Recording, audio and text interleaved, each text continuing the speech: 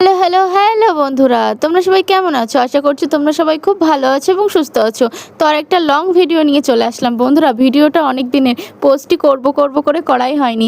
এই দেখো বন্ধুরা আমি আমাদের বন্ধুরা সবাই মিলে দেখা করতে চলে গিয়েছিলাম ফাদারের সাথে। এই দেখো আমার প্রিয় ব্যক্তিদের সবার সাথে চলে গিয়েছিলাম ফাদারের সাথে দেখা করতে।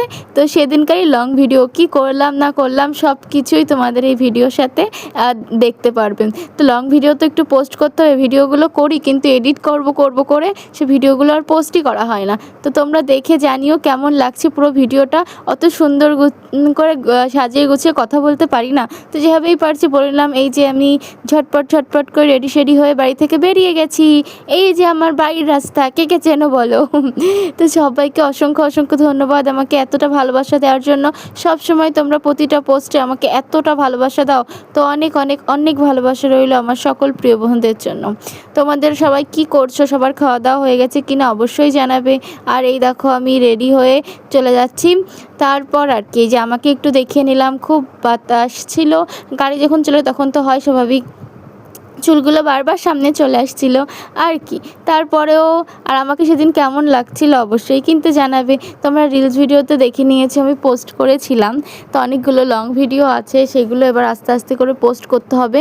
তো আরও অনেকগুলো লং ভিডিও যেখানে যে আমি তো ভিডিও করে রাখি কিন্তু আর পোস্ট করা হয় না শেষমেশ। কিন্তু ভাবলাম যে না, এবার ভিডিওগুলো পোস্ট করতে হবে, কমসে কম একটু আধটু লং ভিডিও পোস্ট না করলে তো হয় না বলো।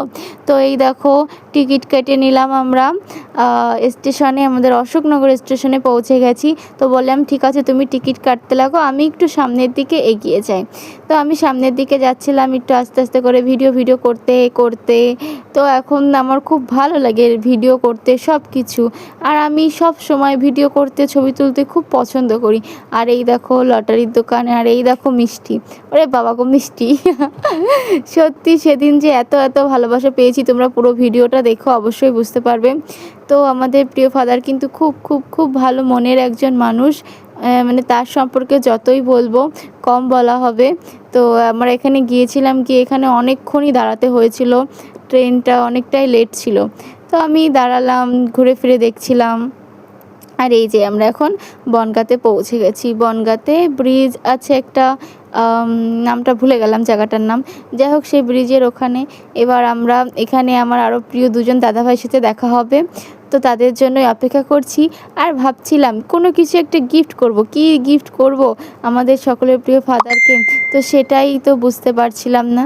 তো আমরা একটু ঘোরাঘুরি করছিলাম, সবার সাথে দেখা করছিলাম, আড্ডা দিচ্ছিলাম আর একটু ঘুরে